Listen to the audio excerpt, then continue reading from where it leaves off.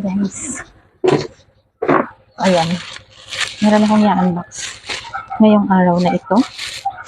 At ito ay additional ceiling fan para sa kwarto.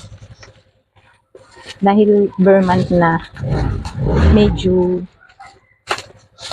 malamig na yung simoy ng hangin. Tsaka dito sa 13, maano siya, yung pag madaling araw, pag pumatak na ng gabi, malamig na siya kasi malapit sa Tagaytay eh. So ngayon, nag-order ulit ako ng ceiling fan na kagaya nito nandito sa aming eating area. Ikakabit namin dito sa aming kwarto. Okay. Iba yung ano niya, ilaw, pabilog. Parang hindi ko alam kung mas maliit ang blades. Pero same siya na yung remote niya.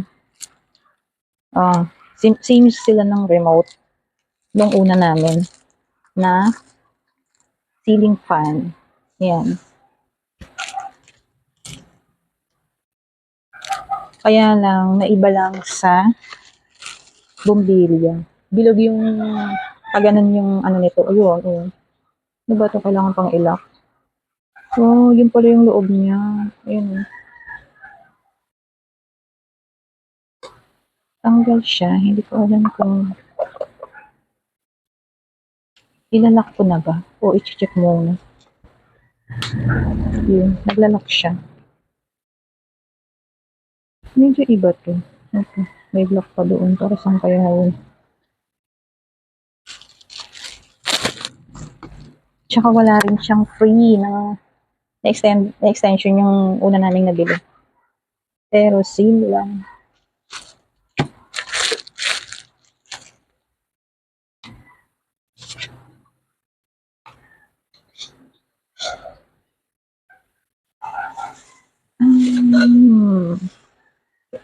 Ayaw niya mag-lock. Kailangan naka-puwersa yung ano nito. Kailangan puwersado yung pag-ano niya. Mamaya, kapabit ko to kay jowa. Kasi medyo mahina yata yung aking puwersa. Kailangan, hindi siya nag-ano. Upside down or upside.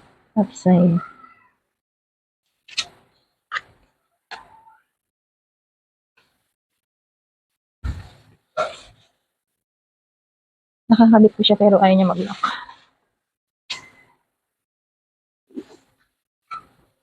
Six blades. Same naman siya nung first namin na wall fan. Ay, na ceiling fan. Pero hindi ko talaga siya kayang i-lock. Sakit na lang tagiliran ko. Ayan, ganyan yung itsura niya. Pag ikinabit. Medyo similar naman sila. Bukod lang dito sa pinakang shape ng bulb. Pakita ko sa inyo. Ayan yung isa namin. Yung una. Hindi bilog yung pinakang bulb niyan eh. Pero ito, masyado siyang bilog eh. So later, kakabit namin siya. So ito na guys, naikabit ko na.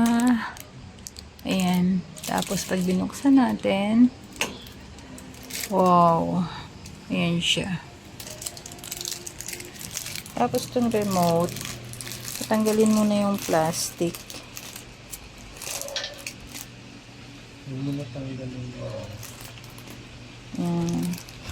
Tignan natin kung nagana ang fan.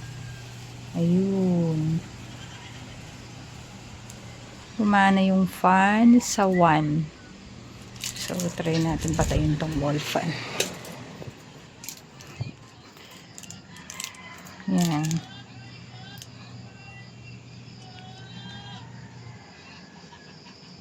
Siguro sa 1 okay na. Kami naman ay mahanginan lang. Kasi malamig naman ngayon. Tapos sa ilaw niya naman, ayun. Dumilaw siya. Hindi masyadong pansin dito sa video. Ayan yung normal white. Tapos, ayan yung white. Tatlo rin yung ano niya. Tapos, kung papatay naman at gusto ng fan lang, ayan. Ayan. So, okay na to sa ngayon. Baka makatipid-tipid kami sa kuryente. Kasi ito, bakal. Kaya malakas sa kuryente. So, ito, 30 watts. Tingnan natin kung may bagay. Yun lang, guys. Thank you so much. Bye.